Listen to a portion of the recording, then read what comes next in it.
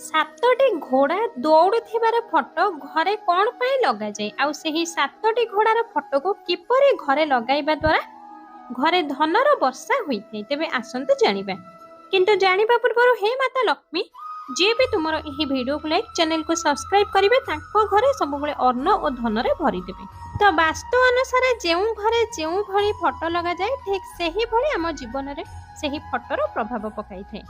ଯଦି ଆପଣ ସତରେ ଚାହୁଁଛନ୍ତି ସଫଳତା ପାଇବା ପାଇଁ ତେବେ ଆପଣଙ୍କ ଘରେ ବା ଅଫିସରେ ଦୌଡ଼ୁଥିବା ସାତଟି ଘୋଡ଼ାର ଫଟୋ ନିହାତି ଲଗାନ୍ତୁ। କିନ୍ତୁ ସେହି ସାତଟି ଘୋଡ଼ାର ଫଟୋ ଲଗାଇବା ବେଳେ କିଛି ବିଶେଷ କରି ଧ୍ୟାନ ରଖିବା ଉଚିତ। ଯେଉଁ ଘୋଡ଼ାର ଫଟୋ ଆପଣ ଆପଣଙ୍କର ଘରେ ଲଗାଇବେ ସେହି ଫଟୋରେ ଯେପରି ସାତଟି ଘୋଡ଼ା ରହିଥିବା ଦରକାର।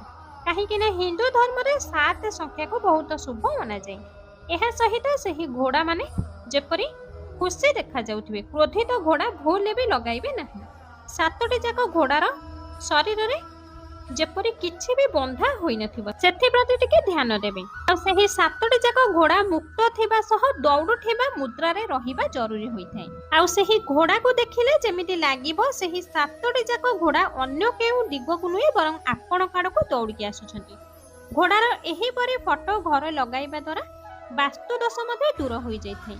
ଏହା ସହିତ ସେହି ଘୋଡ଼ାର ଫଟୋ ଆପଣଙ୍କ ଘରେ ଲଗାଇବା ଦ୍ୱାରା ଘରକୁ ଧନ ସମ୍ପତ୍ତିକୁ ଆକର୍ଷଣ କରି ଆପଣଙ୍କ ଘରକୁ ଟାଣି ଆଣିଥାଏ।